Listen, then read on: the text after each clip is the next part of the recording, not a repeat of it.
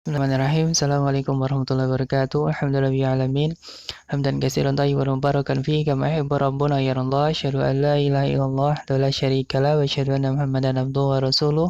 Sallallahu alaihi wa ala alihi wa sahbihi wa tabi'in wa tabi'in wa man tabi'ahum bi ihsanin ila yaumiddin. Hadirin sekalian rahimani wa rahimakumullah barakallahu fikum. Anak-anakku sekalian, alhamdulillah di kesempatan yang baik ini kita bisa bertemu kembali pada pelajaran tafsir di semester yang kedua. Nah, barakallahu fikum, qadarullah kita masih melanjutkan pelajaran secara online ya, secara daring karena keadaan yang belum memungkinkan. Nah, barakallahu fikum, mudah-mudahan tidak mematahkan semangat kita semuanya dalam rangka mempelajari agama Islam yang mulia ini. Nah, karena keutamaannya sangat besar ya, sebagaimana dikatakan oleh Rasul Shallallahu Alaihi Wasallam, "Man salaka thariqan yaltamisu fihi ilman, sahhalallahu lahu bihi thariqan ilal jannah." Barang siapa yang menempuh satu jalan dalam rangka menuntut ilmu, maka ya Allah akan mudahkan jalannya ke surga. Nah, barakallahu fikum. Tapi di pelajaran yang pertama ini, pelajaran tafsir, kita akan mempelajari ya beberapa pembahasan ya yang akan kita lalui pada semester yang kedua ini. Nah,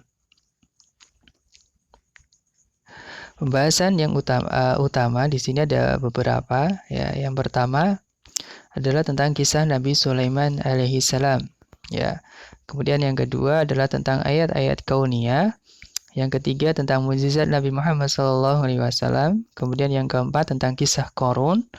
Dan yang kelima, yang keempat ya, hanya sampai keempat saja tentang kisah Qarun. Baik. Segera kita masuk di pelajaran yang pertama ya, setelah kita mengetahui pembahasan utama yang sudah ada 4 tadi.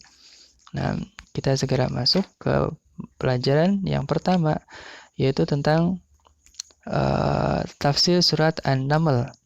Ya, atau nanti kita akan mempelajari membaca dari kisah Nabi Sulaiman alaihissalam. Nah, surah An-Naml. An-Naml artinya semut ya. Nah, pada ayat 20 sampai dengan 26. Nah, nanti antum semuanya bisa baca ya sendiri ayatnya secara mandiri ya untuk menyingkat waktu. Nah, barakallahu fikum. Faedah dari garis besar ayat ini ya, ayat 20 sampai 26 yaitu menceritakan tentang kisah Nabi Sulaiman alaihissalam ya, yang mendapat laporan dari burung hudhud ya tentang seorang ratu dari negeri Saba ya di Yaman yang menyembah matahari. Nah, di sini ada kisah Nabi Sulaiman dengan bala tentaranya ya ketika sedang melakukan inspeksi ya, mengecek pasukannya satu persatu, ternyata burung hudhud itu belum datang. Nah, maka Sulaiman pun alaihissalam untuk mengambil tindakan yang tegas ya, karena tidak melihat burung hudhud hadir.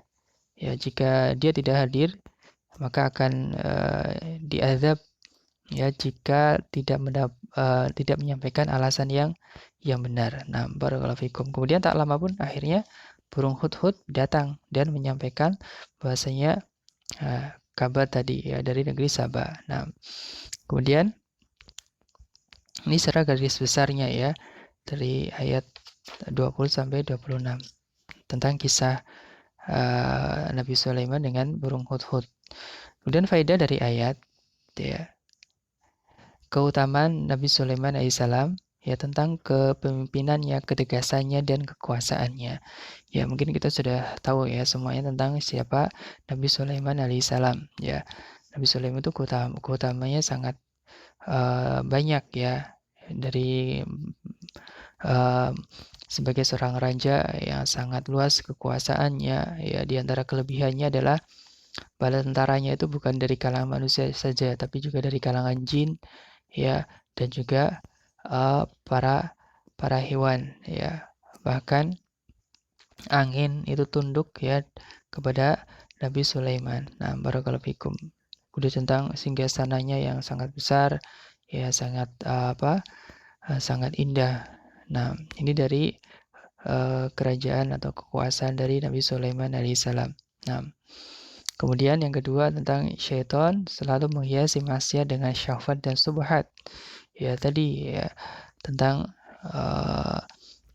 perilaku dari Ratu Negeri Saba yang menyembah matahari. Ya, mereka dijadikan oleh syaitan penyembahan terhadap matahari adalah sesuatu yang baik karena diperindah oleh syaitan. Dan setiap maksiat, ya itu pasti setan akan menghiasinya. Tujuannya agar ya manusia terjerumus melakukan perbuatan maksiat tersebut. Nah, barakallahu fikum, yaitu dengan memberi dengan syahwat, keinginan, ya dan juga subhat itu kerancuan. Nah, pemikiran ya. Nah, kemudian yang ketiga adalah Allah Ta'ala itu maha mengetahui segala sesuatu ya. Nah, barakallahu fikum, ini diantara faedah dari ayat ini. Kemudian yang terakhir, Arsy adalah makhluk Allah yang paling besar. Arsy adalah makhluk Allah yang paling besar. Nah, barakallahu fikum. Ini diantara faedah-faedah ayat ya dari surat An-Naml ayat 20 sampai 26. Kemudian praktik ya perilaku keseharian setelah kita mempelajari bab ini untuk tidak bermudah-mudahan dalam mencela seseorang. Ya, tidak bermudah-mudahan dalam mencela seseorang. Kemudian tadi seperti dicontohkan oleh Nabi Sulaiman terhadap burung hudhud ya. Beliau tidak langsung mencela burung hudhud ya, tetapi lihat dulu apa sebabnya burung hudhud telat hadir. Nah, kemudian perasaan selalu diawasi oleh Allah atau muraqabatullah ya. Jadi Allah itu maha mengetahui segala sesuatu ya.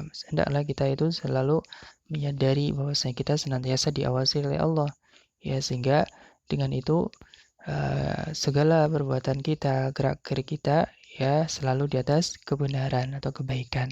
Nah, kemudian di antara faedah yang lain nanti bisa antum cari sendiri ya, atau bisa ambil sendiri dari ayat 20 sampai dengan 26 ini. Nah, barakallahu fikum.